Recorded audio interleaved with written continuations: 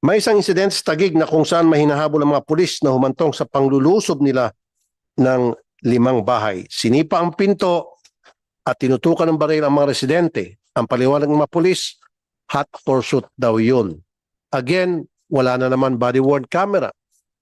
Kung meron body-worn camera, then magkaalamanan kung tama ba yung ginawa ng mga pulis, kung sumunod ba sila sa procedure o hindi. Meron ba tayong video?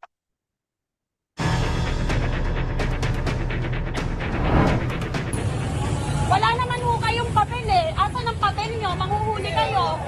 Pumasok pa sa loob ng bahay yan. Ayan. May pumasok po sa compound po namin. Bali, sabi po nila is mga pulis daw po sila. Hot pursuit daw po. Nanutok daw po ng baril yung kapatid ko after hearing daw po. Wala silang warrant or search warrant. Itong mga pulis na ito, winawalang hiya nila pag mahirap. Pag mayaman, di nila kaya. Sa pagpasok nila sa 5 bahay na uncertain sila, walang reason para pasukin nila. Imbestigahan po natin. Pupunta po kami sa inyong tanggapan, General. Samahan po namin itong mga complainant para ma-identify po yung mga pulis na inireklamo ng Taguig. Salamat po, General.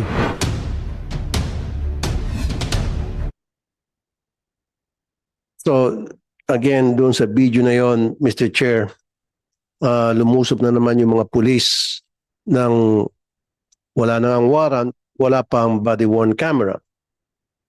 Now, lalabas yun kung walang nag-video sa members of the family na nire-raid yung kanilang bahay, then it will be he said, she said. Kasi walang body-worn camera yung pulis. Sabihin ng pulis, mali yung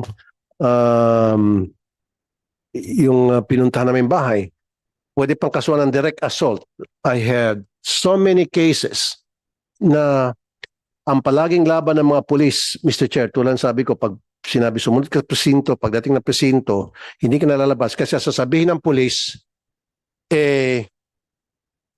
nanlaban, nanakit yung taong inimbitahan nila, nabaliktad.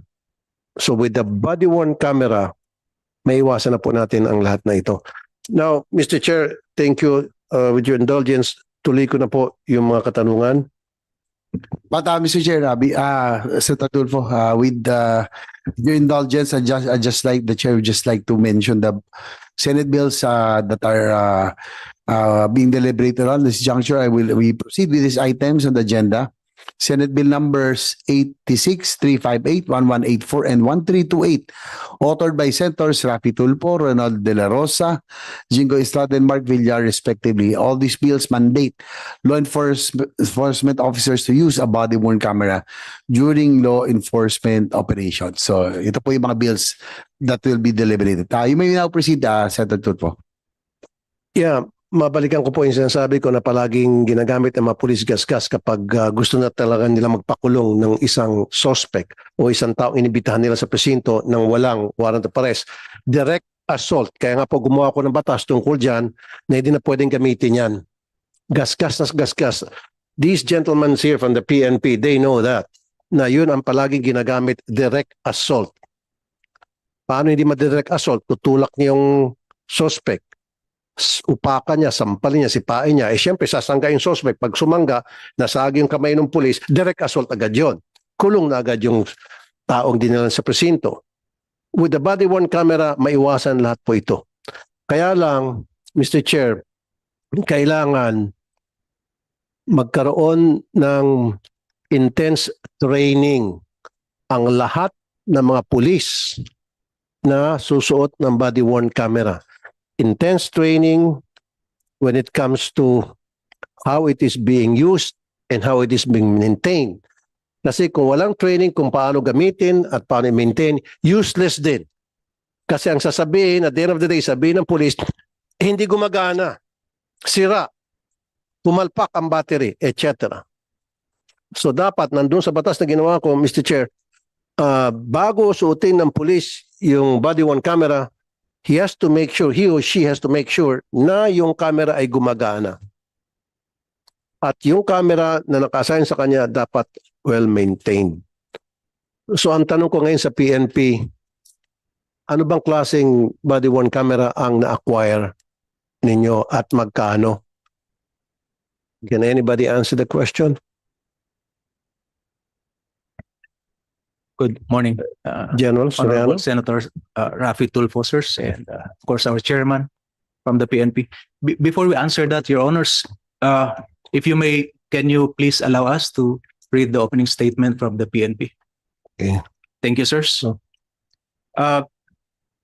First, sir, I would like to inform this honorable committee that our chief PNP is at this very moment rendering his traditional New Year's call to the SILG.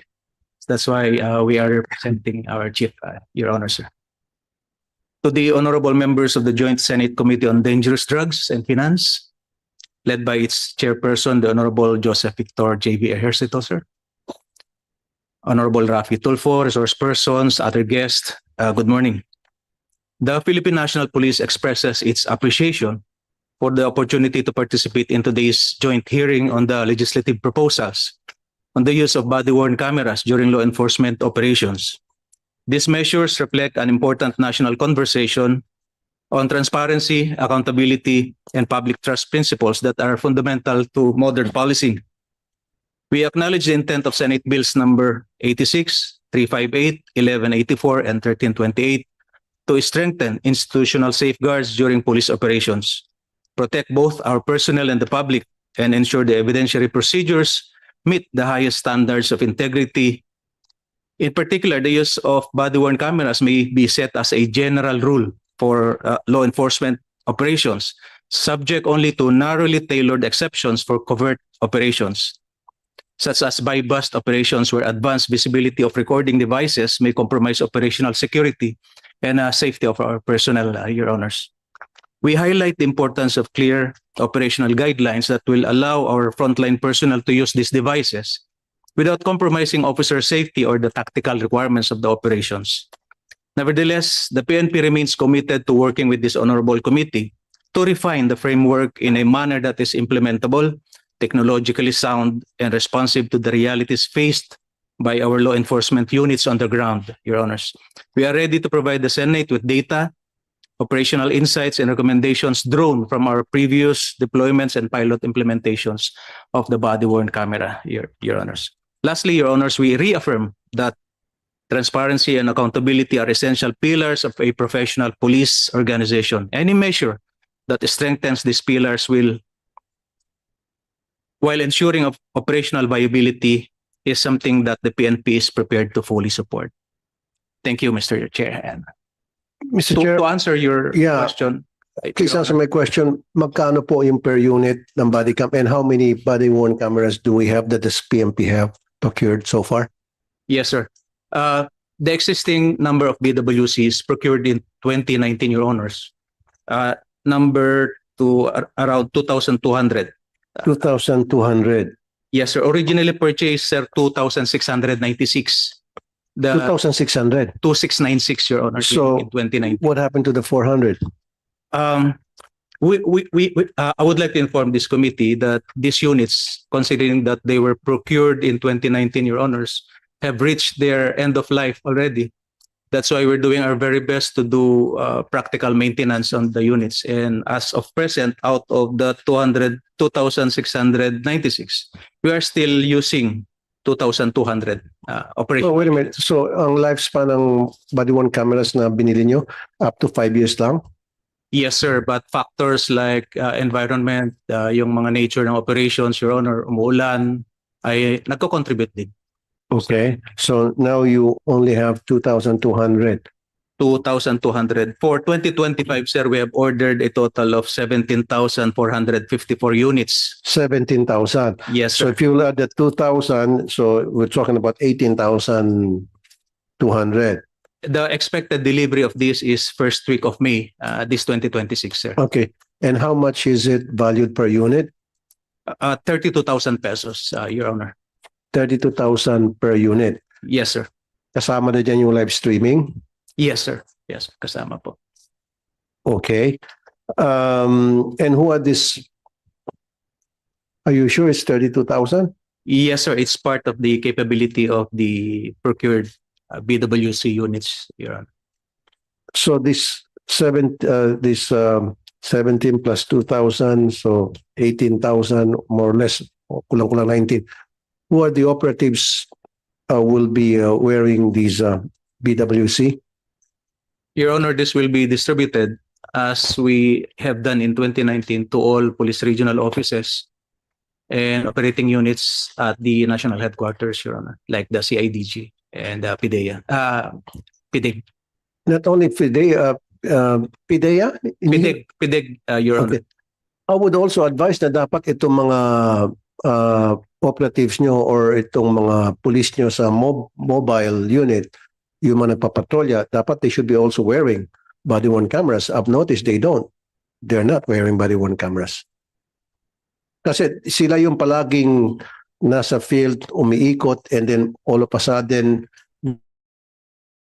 may mangyaring kaguluhan, may kailangan arestuhin, sila yun nasa front line. So, Opo. dapat sila ang kailangang merong body-worn camera at all times.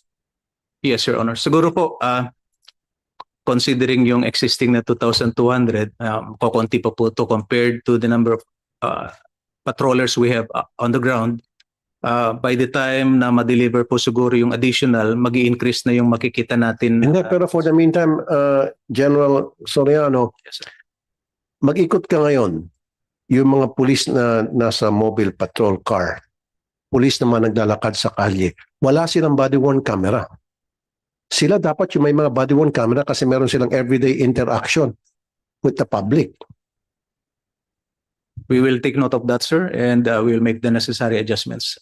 Of course, importante yung mga operatiba. Pag alam mo, meron mga raid, meron mga pagsiserve ng warrant of arrest. Of course, it's a must. Pero ako, concern ako doon sa mga pulis na palakad-lakad dyan sa kalye, foot patrol, gumagawa ng peace and order, pag lilibot, they should be the one who must be wearing body-worn cameras. Kasi silang palaging tinatawagan, Mr. Chair, pag may problema, Mamang Pulis, ayun, may nag-orimentado doon o may nagwawala po doon, pupunta si Mamang Pulis. The way, depende kung paano niya i-handle yung situation, doon magkaalamanan sa body-worn camera kung sumunod ba siya sa protocol o hindi. The way to confront or arrest a suspect. Without the body-worn camera, again, like I said earlier, it will be he said, she said. Your Honor. Kasi di naman lahat ng oras meron kayong operation, di ba? Tama, sir. Okay, so anong tingin niyo po doon, sir? Sa ngayon po, ang meron tayo sa bawat istasyon ay maximum ng 8 na body-worn cameras. And compare mo to, sir, sa ratio ng personnel sa bawat istasyon natin na 50 and above, lalo dito sa NCR, ay gumagamit po tayo ng alternative recording devices katulad ng cellphones. Naku po, wala akong tiwala sa cellphone, madali po mabura yun. Madaling Yes, magawa Your ng remedyo. Pwedeng burahin agad yun. Dili lalo kung cellphone niya sarili ng pulis. Buburahin lang niya yun, tapos ng laban. Only in the absence of the primary recording device, Your Honor. Kaya nga po, pero much better sana maka-acquire na tayo nitong mga body-worn BWC at mas maganda kung maging one-on-one. Kasi Mr. Chair, I remember, I think several times, tumawag ako ng PNP para i-surrender ko yung suspect, murder suspect na pumunta sa akin to surrender himself. And then dumating, 4 na pulis, isa lang mayroong body-worn camera. And then I've also observed in some incidents na magkaroon ng police operations para mag-serve ng warrant, ang meron lang, 5 sila, operatives, isa lang ang may suot. Delikado yon. Kasi siyempre, yung 4, gagawa ng kung ano nung, if I may, kalokohan, itong may body-worn camera, tatalikod lang, libre nitong 4. Gumawa ng gusto nang gawin. So kung lahat sila may body-worn camera, sa pool, walang pwede magloko. That's the reason, sinasabi ko na noon pa, lahat ng operatiba, kung 5 sila, 5 ang body-worn camera suot-suot. Kung 10 sila, lahat silang 10 meron. Ang nangyari kasi ngayon, would you agree, General Soriano? Kung 5 sila, isa lang may body-worn camera, yung 4 wala na. Tama? Most of the time, Your Honor. Yes, dapat hindi ganon. So magkakaroon ng cover-up. Pwede magtakipan sila. Naintindihan po namin yung sentiment nyo, Honorable Senator Tulfo, sir. Yun po ang gustong i-address ng mga procurements natin. Especially this last 2025, we're just awaiting delivery. And we're looking at procuring a total of 90,000 units until 2028, Your Honor, para po magamit katulad ng sinasabi niyo pong ideal na situation during patrols. Well, with the indulgence of Senator Tulfo. So yung target natin is additional, maging 90,000 total for 2028. Kasi for 2026, I understand that the DLG indicated that there is a plan to procure an additional 34,000 for 2026. Tama ho ba? 2026, 34,000. So additional dun sa 70,000 na will deliver, tapos we will procure another 34,000. So tama, no? And then ang target natin is 90,000. Just confirm it lang, General, up to 2028 para yung target na maabot yung sinasabi ni Senator Tulfo na 1:1 ratio for body-worn cameras para sa lahat ng active duty personnel ma-active natin. Mr. Chair, sir, for 2026, ongoing pa po ang aming market scoping. So wala po akong wala kami maibigay sa PNP ng exact number of units for procurement. So nagma-market scoping pa kami as required under the new Government Procurement Act, Republic Act 12009, Your Honors. Ang gusto kasi namin malaman ako, General, of course, pag yung mga nakaupo lang sa opisina, they don't need body-worn cameras. Yung mga lumalabas sa field, yung foot patrol, yung nasa mobile patrol, yung nag-ooperate, nag-serve ng warrant, these are the people na kailangan talaga merong body-worn camera. Ngayon, ang tanong ko sa inyo, General, sorry, sabi nyo 17,000 body-worn cameras are set to be procured, right? Set to be delivered this May. Set to be delivered this May. How much is the total amount of these body-worn cameras? Itong 17,000. How much is the total amount? Ang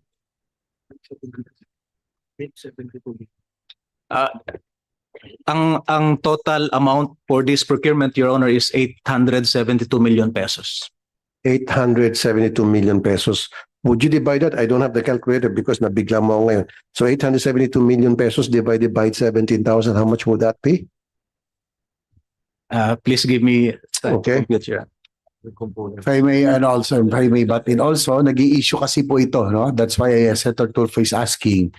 No, isang taon dahil yung body-worn cameras ng Philippine Ports Authority that were flagged down by our colleague Senator Tulfo, medyo mataas po ang presyo. That's why siguro ito ho yung gustong malaman na presyo natin per unit.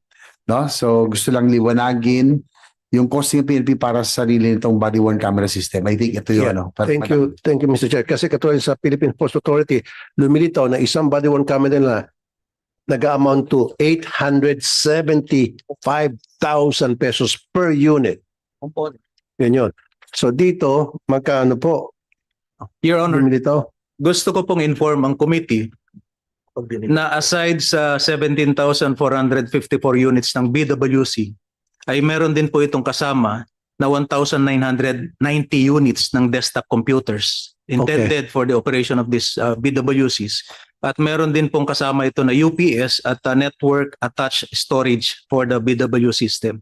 So we included po sa costing ng BWC at 32,000 per unit, Your Honors. So lumilitaw, it's 51,294 per unit. Kung, kung yung sinasabi mong amount na binigay sa akin, how much was the amount again, you said? The total amount? 49,000. 49,000. Almost 50,000. 49,959 to be exact. Per unit. Yes, Your Honor. At the number of units you just mentioned, how much was it again? Yes, Your Honor. It's a 17,454 units. 17,454? Okay. Correct, and- Your Honor. And then the total amount? 872 million pesos. Okay. Hindi skandaloso para sa akin, Mr. Chair. Kasi kumpara doon sa Philippine Ports Authority, isang unit lang nag-amount ng 800 million. Ito, more or less, mga nasa 50,000 per unit. Okay na, kasi maraming mga add-on. Yes, sir. Wala tong live streaming. Meron, sir. Pag may operation lang. That's correct, sir. Okay. Now, paano yung sino yung responsible sa custody nito? After na halimbawa mag-duty na after nag-duty ng operatiba natin, sino ang nagsi-safekeeping nitong mga body worn cameras? Yes, sir. After the issuance of supply directives from the Directorate for Logistics, Your Honor, of the PNP, the intended recipients now take custody of these BWC units, Your Honor. Okay. Yung end users, Your Honor. At gusto ko rin po, General, dapat ang publiko, upon request, mabigyan ng access dun sa footage ng body worn cameras. Pwede? That would depend on the sensitivity of the operation, Your Honor. But generally, yes, sir, that's provided under existing laws.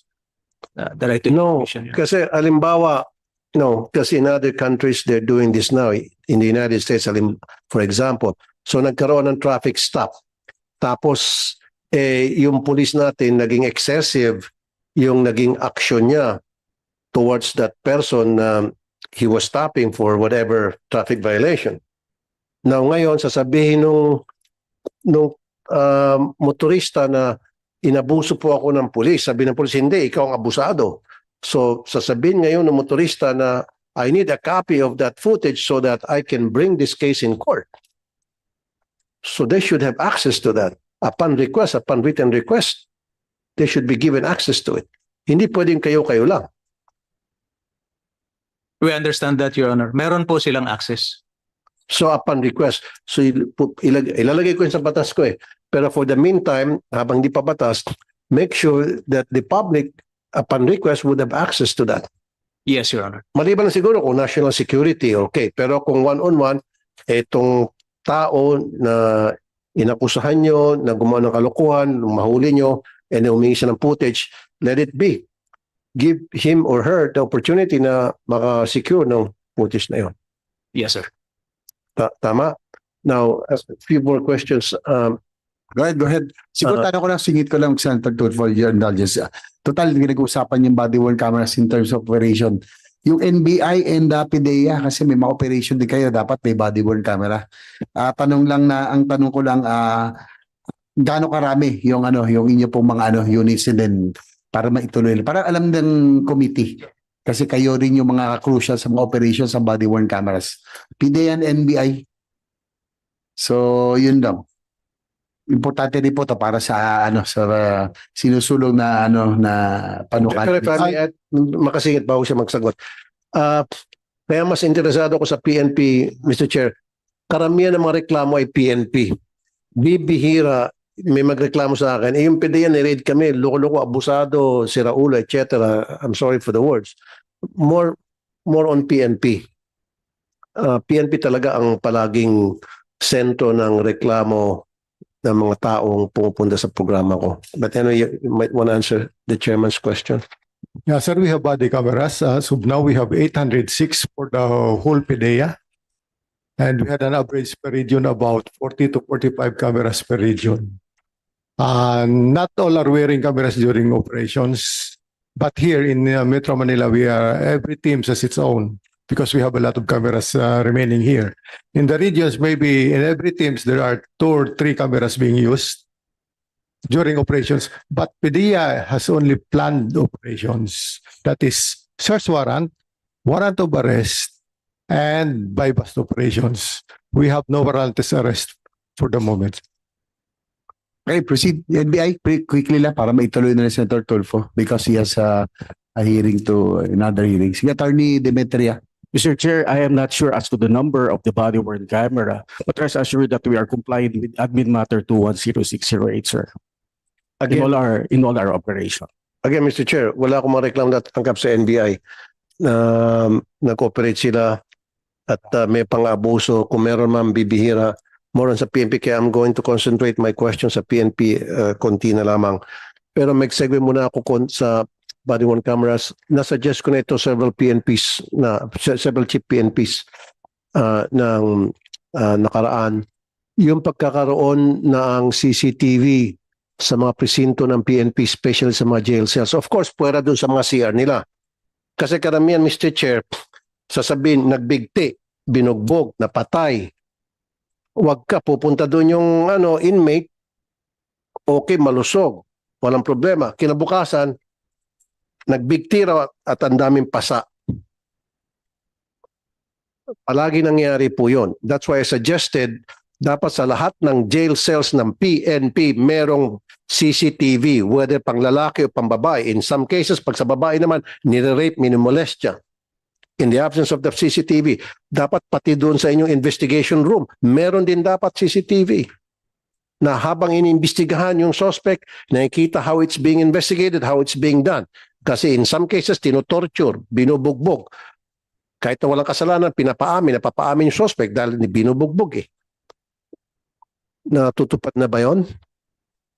Meron na bang mga CCTV sa mga areas, of course, strategic areas sa lahat ng presinto, particular na sa jail cell, pati doon sa pagbablatter. Kasi, Mr. Chair, pagdating sa blatter, whether ikaw ay suspect o hindi, pag nagtanong ang susuplado ng mga pulis, ikaw na nga magreklamo, pag tinanong ka, para kang inimbestigahan, yung iba natatakot, umatras na, ba't pa ako magreklamo?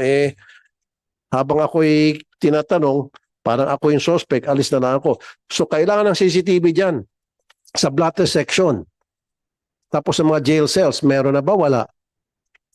Your Honor, meron kaming existing na policy sa PNP on the installation of CCTVs in specific areas in every station, but this is limited to the availability of CCTV. This is one of our ways forward, katulad din ng BWC, Your Honor. No, teka muna sir, nag-budget na ako dyan, nag-request ako ng budget for that na magkaroon ng CCTV sa jail cells. Of course, huwag mo ilagay sa loob ng jail mismo dahil sungkitin niya ng mga inmates. Doon sa labas na nakafocus na may kita yung activities ng mga preso doon sa loob. Sa ngayon naman, Your Honor, karamihan meron sa... Huwag karamihan, dapat lahat meron. Kasi I think last year, may namatay na naman na inmate. At sinabing nagbigti. Pumunta sa programa ko. Paano nagbigti? Ang daming pasa sa paa. Kung nagbigti, dapat ang pasa sa liig. Ang pasa sa binti, sa dibdib, sa ribs. Ibig sabihin binugbog. Kung may CCTV, hindi mangyari yun. Diba? Saka dun sa interrogation room, dapat meron ng CCTV. It's a must. You should do that, General. Ilang beses na ako nagsalita ito, ilang PNP na nakalipas. Puro yes, yes, Your Honor, yes, Your Honor. Pero hanggang ngayon, wala pa rin. Anong klase yan? Doon sa mga areas na sinasabi niyo, Your Honor, meron naman tayo existing sa Lahat ng jail cells? You sure? Sa police stations, Your Honor. Yeah, kaya nga, sa lahat ng police station, mga jail cells, dapat Yes, meron. Your Honor. Meron na? They are required, Your Honor. Required, pero hindi pa lahat. Kasi maggagawa ko ng random inspection, gusto ko dapat lahat. Meron. Tapos doon sa mga pagblateran, yung welcome to the PNP, tapos di ba may desk yan. I want a CCTV in place para makita natin kung paano nag-handle yung mga pulis natin doon sa mga pupunta sa presinto. It's either para magreklamo o sila ay pinoprocess bilang suspect. At saka doon din sa investigation room, I want a CCTV para makita how the suspects are being handled. Kasi pwedeng bugbugin, pwedeng torturein para mapaamin kahit walang kasalanan. At saka yung sinasabi ko, pati jail cells ng mga babae, hindi nyo hinahalo yung babae at lalaki sa sa presinto pag may mga sa mga jail cells ninyo. Magkahiwalay babae and lalaki, right? Tama po. Right, okay. Now, kailangan ko rin sa parking. Kasi in some cases, Mr. Chair, doon sa parking kinukulata yung mga suspect Kasi madilim. So, well-lighted dapat yung parking. Not only that, sa impounding din. Kasi yung parking din nila, ginagawang impounding yan mga suspect. Tapos doon, kinakatay, nakakaya yan, General, sa loob ng presinto niyo mismo sa compound, kinakatay yung mga kotse na na-impound. Wala na. Pag-claim na nung, after na-clear na sa korte, kiklaimin na nung tao yung kanyang kotse o kanyang motor, katay na. At nakakaya yon. Pero kung may CCTV at well-lighted, may iwasan po yon.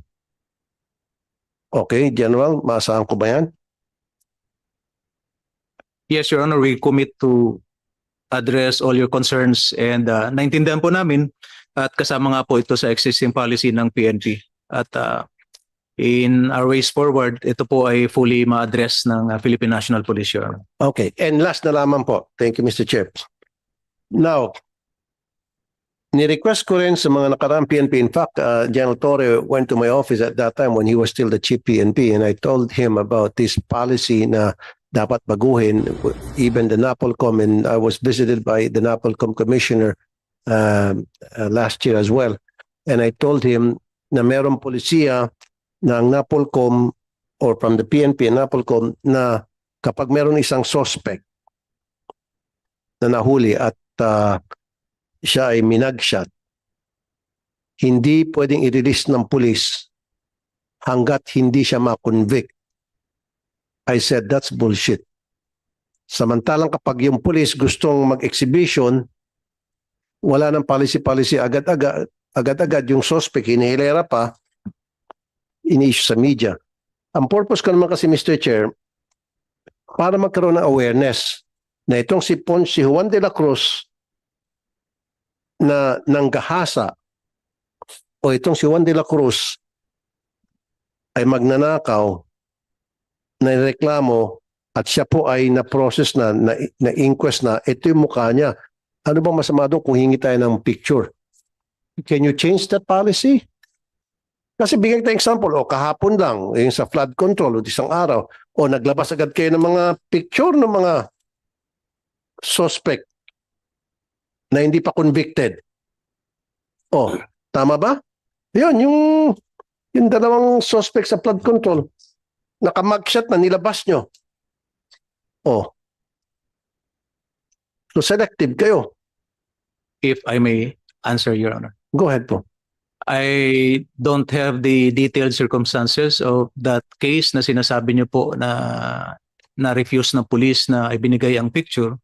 Pero as far as the PNP is concerned, upon filing of any case, there's an attached mugshot of the suspect. So available na po right there and then yung picture. Exactly. Dapat mag-issue ka sa lahat ng commander kasi the last time I forgot the name. Anong pangalan nung ano? Ano ba kayo, ano? I think it was a colonel na sabi ko, pahingi ng picture nung suspect na nakasagasa. Kasi na meron tumatawid na pedestrian na bata na sagasaan.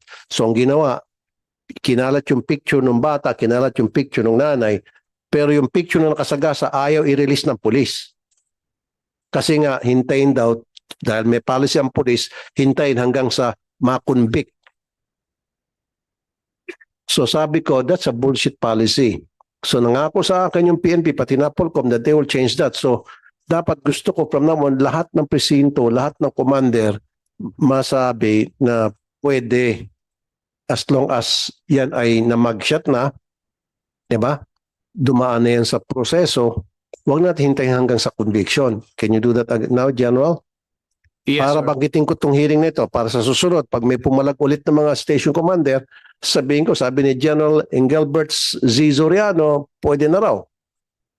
We'll At address- mag-issue ka po ng memorandum sa lahat. Yes, sir. We'll convey this to the appropriate directorate and unit of the Philippine National Police. I want that conveyed sa para maging patas naman kasi naging selective tayo pag yung, di ba? Pag yung sa mayaman, medyo merong special treatment. Pag sa mahirap, di ba? Madaling makalawit at madaling ma-violate yung kanilang mga karapatan. Yun lang po, Mr. Chair, and thank you. Thank you, Mr. Chair. Thank you sa PNP. Thank you.